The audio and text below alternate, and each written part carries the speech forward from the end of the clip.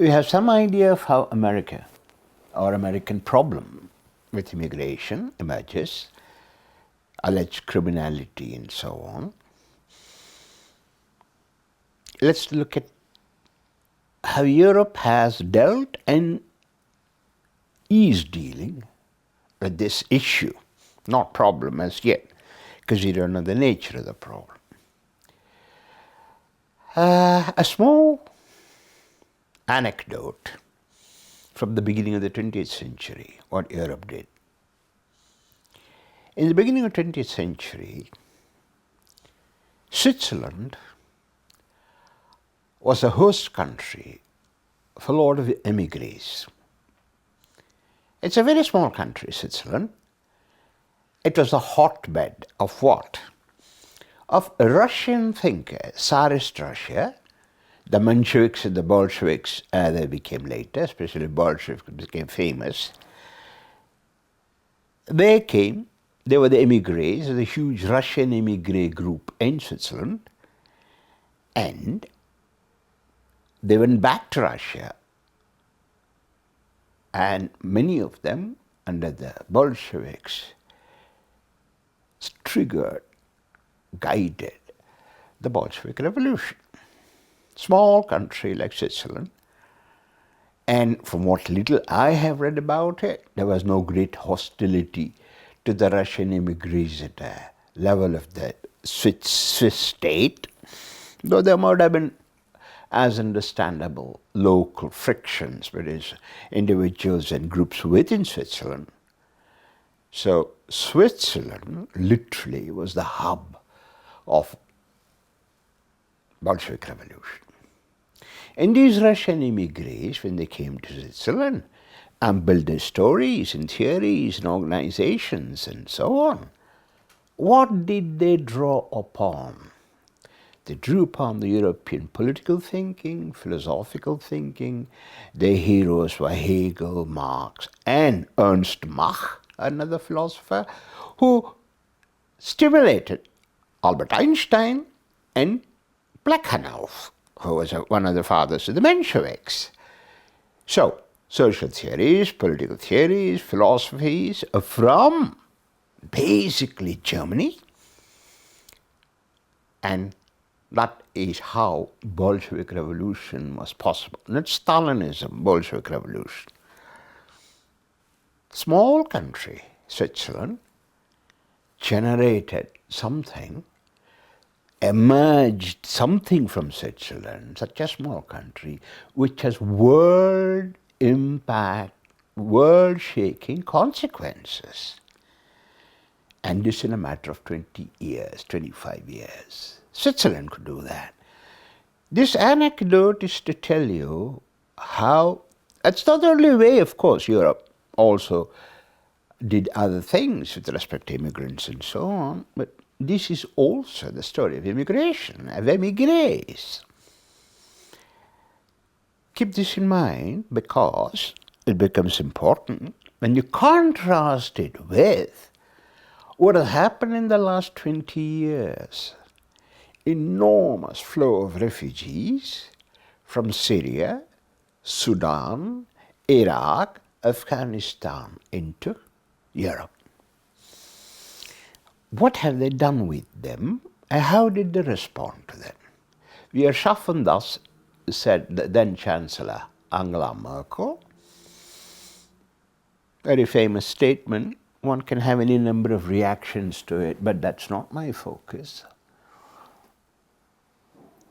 They call them political refugees. This is the first thing that is striking. Now, Europe with 2 world wars also knew of political refugees, and we remember most of these political refugees were Jewish. That is, they fled because of pogroms, because of concentration camp and so on. So they were genuinely political refugees who were persecuted, prosecuted because of their religion, faith, practice, and so on. How the PR covered it is not what I'm talking about. Now we have the same in million from Sudan, Iraq, Afghanistan. What are they fleeing from? They're fleeing from war. The same way Europe experienced these kind of refugees internally during the First and the Second World War, refugees fleeing war. People who run away from unsafe places when war hits the civilian population, civilian structures, civilian institutions, civilian geographies and so on, it's very normal that the majority tries to flee with pots and pans, with trucks and cars, with grandfathers, grandmothers, children and grandchildren. They seek safety from war, from the consequences of war. So we have war refugees. What did Europe do with them? It called them political refugees. There's a difference between how we treat war refugees and political refugees. I can imagine that I don't imagine them setting up, erecting camps to take care of war refugees as war refugees, giving them education, medicine, shelter, food and so on, and ask the population to help. I genuinely believe that no European group, no European population would have had problems in supporting, sustaining war camps or war refugee camps. But what Europe did was transform them into political refugees, which is another status altogether. When political refugees come in, you have to give them individual attention and treat them as individual units, as family members or alone, and give them emergency access to funds, to education, to medicine, and so on and so forth, housing and so on and so forth. Which means in the crisis, economic crisis Europe was in, a lot of funding had to go to take care of those political refugees. Now, Europe was not ready for that, so they put all kind of refugee camps, some not even well-created refugee camps. It doesn't matter to us at this moment. But the idea the population got was that these people are getting a lot of money, a lot of support, when the local population is suffering from economic crisis.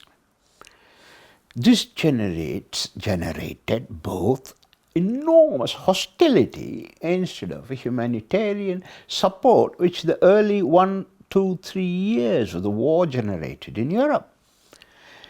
In other words, instead of tackling this as a problem, as a consequence of war, where people migrate, not migrate, move away, Europe transformed them into political refugees, as though those who came from Syria, Sudan, and Iraq were all persecuted because and only because of the political religious belief, which is not the case.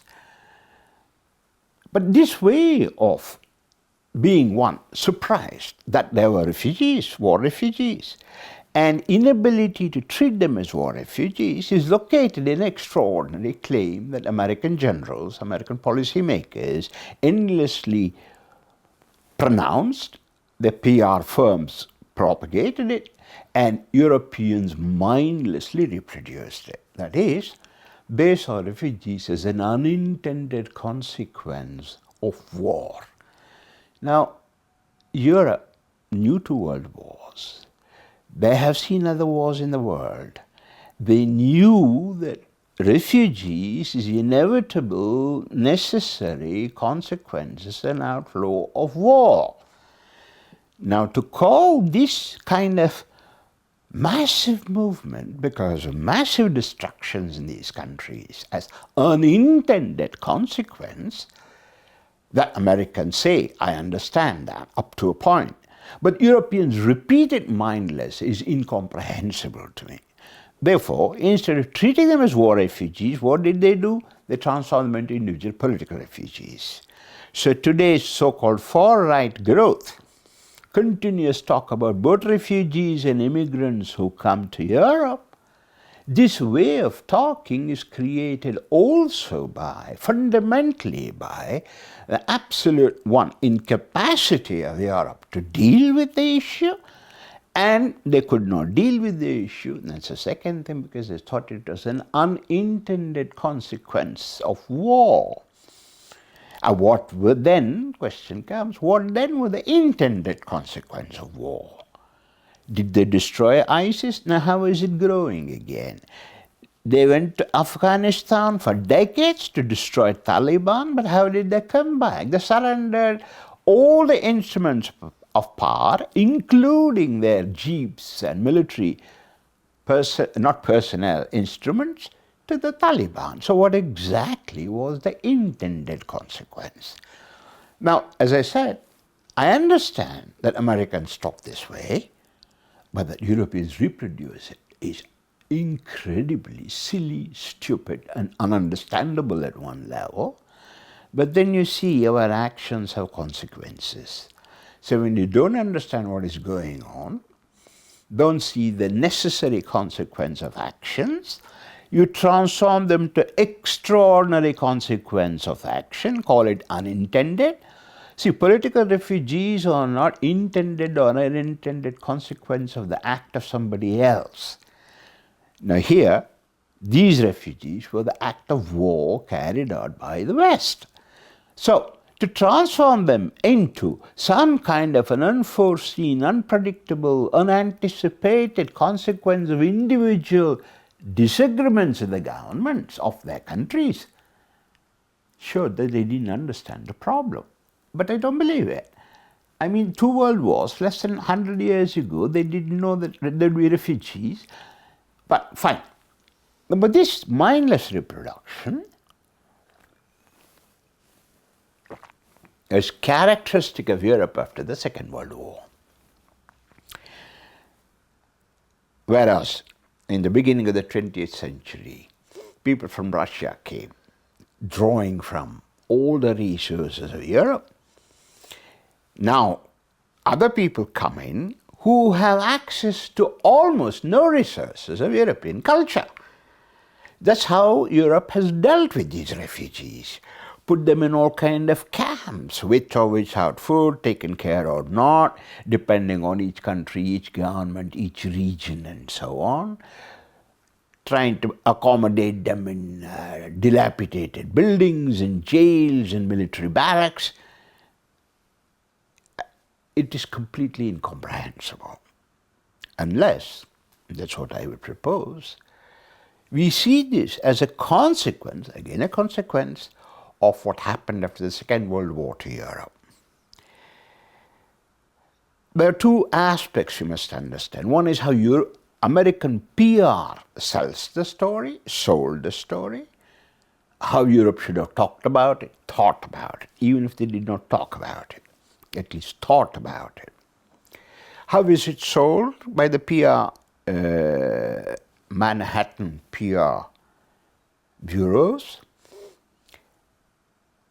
A division or a spheres of influences were carved out by the Allies after the Second World War, with Russia, the Soviet Union, and America sharing it.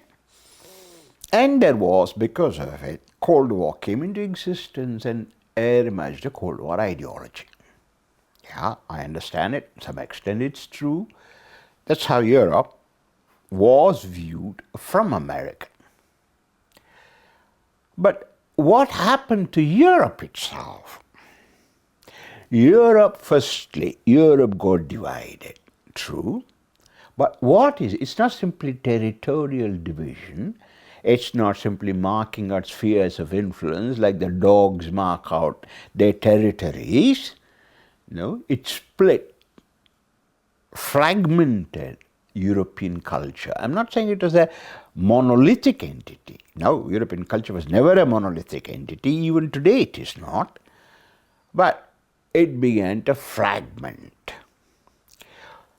As a result of the Second World War and the First World War, and as a result of this fragmentation, enormous holes in its cultural memory came into existence. If you like, memory was bombed out of existence due to these two world wars and concentration camps. This I call cultural amnesia. Germany paid the biggest price in some senses.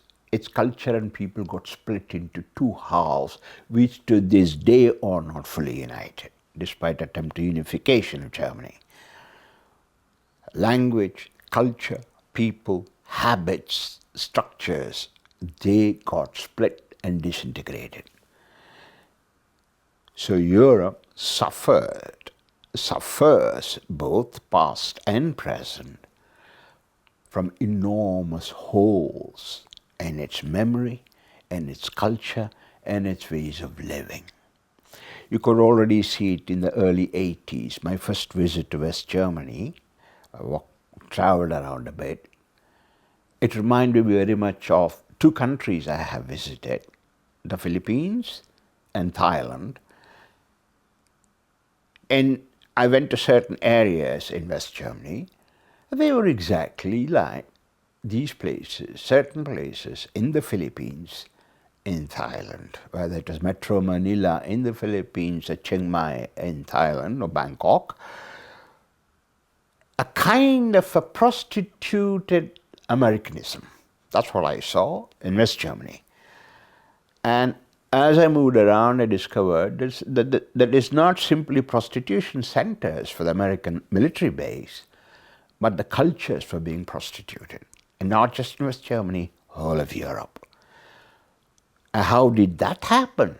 Well, what extraordinary thing is, the extraordinary thing that happened was Europe forgot what it was, and Europe still doesn't remember who she was in the last 2,000 years. How did it express itself, this forgetfulness? Well, when Switzerland and German thinking created the hub was of Russian Revolution, Europe, the same Europe, as a continent, simply swallowed the stories, whether it's from America or from the Soviet Union. They simply swallowed and reproduced them, especially in the Western parts, in the Western Hemisphere.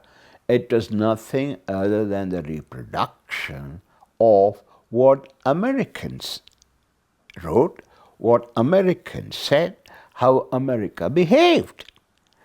There were no original political theories, no original legal theories, no original economic theories, no original social science theories of any or philosophy emerging after the Second World War,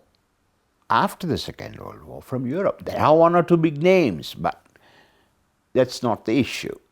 So, in fact, the strangest thing is, it was the emigres from Europe who fed the intellectual base of American university system, American scientific system, American engineering system after the Second World War.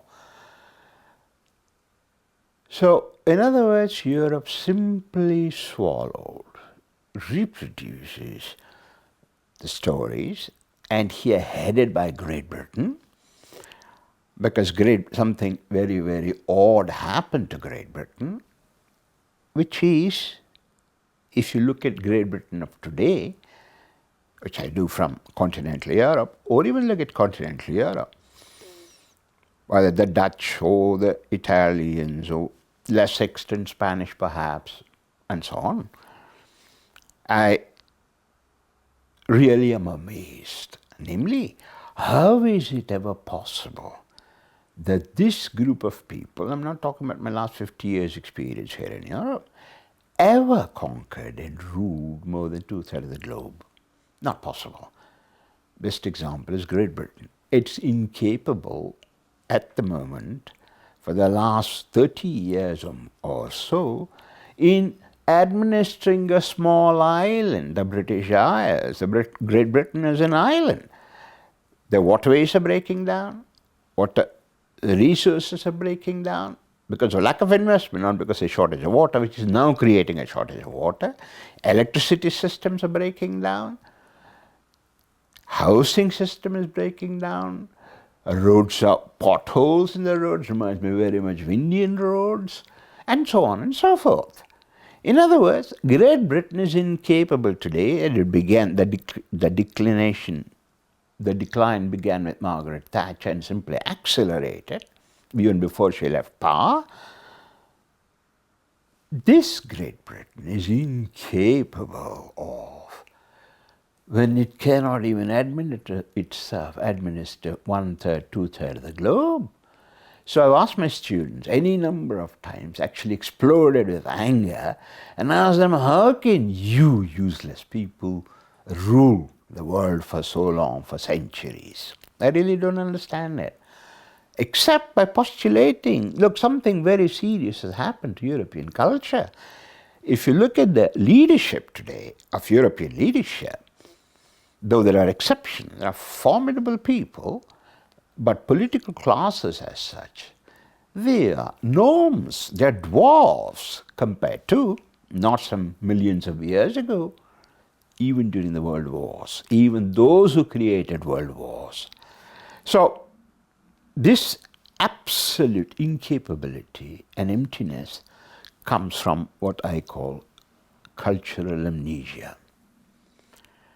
Therefore, they cannot deal, they don't know how to deal, they can't even notice the problems they're facing when they're facing war refugees.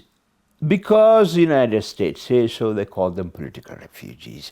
I mean, do you have eyes? Can you watch? Can you see? Can you think? These are questions I get when I speak to Europeans. Now, this may sound like a reclamation, complaint. I'm not complaining. It's really painful to realize this with a wonderful culture like Europe. What can it do then?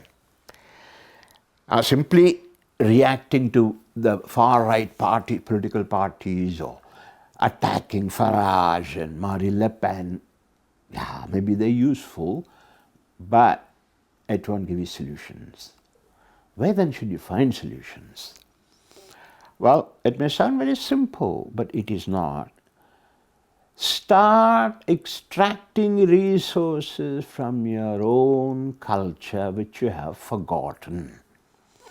You may have reasons to forget, there might be causes for the forgetting, but it is European culture, the only European culture, no other culture in the world has produced the thinking and the institutions, whether it's law or politics, economics, psychology, they all come from Europe, including science and engineering, of course. So, this is European tradition of which people did their research in Dutch, people did their research in Polish, people did their research in German, French. I mean, these are European contributions. So, start first extracting resource from the cultural source that is common to all of you. You have been doing it mercilessly, especially under the influence of Americans, though less greedy than they. You're extracting natural resources. Start extracting resources from your own culture. And how do you do that? See, here is something very strange. If you look at the last 300 years of history, natural sciences and engineering, their growth and development was connected very seriously, deeply. I mean, we don't quite know, but we notice with the growth and developments in archaeology, anthropology, philology, or linguistics later on, or language theories, and so on and so forth. In other words, social sciences, literature, humanities, music, and so on flourished, and somehow they were connected to flourishing of natural sciences and engineering. So, the first thing, now you cannot fund innovation, though it's one of the favorite slogans of Bill Gates. who has a lot of money but very, very little brains in this aspect, I'm afraid, because you can't fund innovation. Now they want to fund innovation in Europe also. You can fund you cannot fund process of innovation, that's not possible. You can fund those firms, those organizations, those groups which are already doing innovative research. That's not funding innovation, that's supporting innovation. So, Europe should start supporting, encouraging creative research in social sciences, humanities, arts, literature, music, at the same time stimulating it in natural sciences and engineering. Stories are there about how there is funding shortage and so on. This is another silliness of Europe. Germany has taken over fully. You see, European societies, European culture is very much based upon what we in Dutch call middenveld. That is, it is a middle estate. Now, this middle estate is what houses, feeds, all kinds of activities from sports to music to literature to volunteers and so on and so forth, including trades unions and traders. This appears a very unproductive part of society. Now, more and more governments in Europe are thinking not to fund or fund it less and less, and they formulate, but these issues as economic and budgetary issues. But this middle estate is the glue that makes individuals into society in Europe. And if you formulate this issue as a question of subsidy issue, which is what most European countries are doing, you are destroying culture by speaking about subsidies. Now, this way of treating fundamental organs of cultures and society as a question of economic subsidies, well, that again is the fundamental contribution of America, a gift from America to Europe. My suggestion, stop with that way of talking. Stop with that way of thinking, because you must realize that European society, that's where President Trump and Vice President Vance are correct. And they're not the only ones, European leaders also have noticed it. European culture is disintegrating, not its values. I mean, you can still write these 10 rules, if you like, and reproduce a million books. Thou shalt respect my father, thou shalt respect law. You see, this kind of nonsense that Americans say, that don't repeat it here. So, values are disintegrated. Family is an important value, but then you're following America, an increasing number of one-parent child. I mean, look, there must be some seriousness. You're not destroying, European political leadership is not doing it deliberately. European culture is disintegrating. Therefore, European society is disintegrating. People are right. So, but if you want to strengthen it, if you want to feed it with food and not poison, start looking at European society and culture and stop talking about social issues, cultural issues in terms of economic subsidies. Simply by adding more and more money to defense, no matter how it's justified, perhaps it's very well justified, and then break down educational services, health services, road services, and such others, because we want one day Russia is going to attack us, this kind of story. True, it'll be useful for industrial development, particular kind of industries. True, people working in those industries will get their jobs, but what you'll pay as a price is the disintegration of culture and society. You cannot take America as your template, because Europe has a different history of 2,000 years, different logics of evolution, and different ways of functioning. So if Europeans do not recognize the Europeans and reproduce fancy slogans from top and bestsellers in American literature, which is what they're doing with the social science of philosophy. I'm sick of listening to them, but that's the only thing they can repeat. And Germans and Dutch, they're the spearheaders of both these things.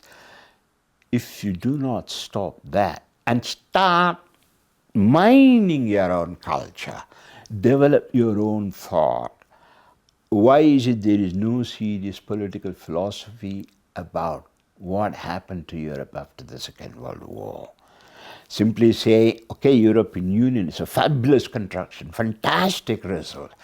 Hardly any reflection on it. Hardly any reflection on it. What does that mean? It's reduced economic, basically following the British way of talking, rhetorics, which is picking up from the United States of America. So start thinking seriously. Stop thinking in terms of subsidies to this or that. Remember, the social tissues and sinews and skeleton is breaking down. So you have to now, if you like, create stem cells. That is what you need to do. If instead of it, you're going to you put incompetent people in your leadership and think in terms of economic subsidies, you don't have long to go on. Another 20 years, end of European culture and civilization as we know it. Now, I as a European, as I told you, at an Indian way, would find it extraordinarily sad, because if there is one time we need European culture, European civilization, European societies, that is today. Today, and at least for the next 20, 30 years. Not only that Europe exists, Europe must play a role. A very fundamental role is given to her. She can do it. We are sharpened thus. You can say that with respect to this. You will achieve it. Otherwise, no matter how many Munich conferences you hold, no matter how much subsidies you give to industries, you will not survive. Research is going out. You are not attracting research. You are not generating research. Look at the way you're talking about artificial intelligence today. Look at the way you're talking about micro developments today of microchip and so on. There is no future for Europe as it is. But you will not solve that problem unless you realize this is a deep cultural problem which Europe has the resources to solve, which it has the people to solve. And Europe can become a magnet, it should be, to attract the interesting, important and intelligent parts of the world.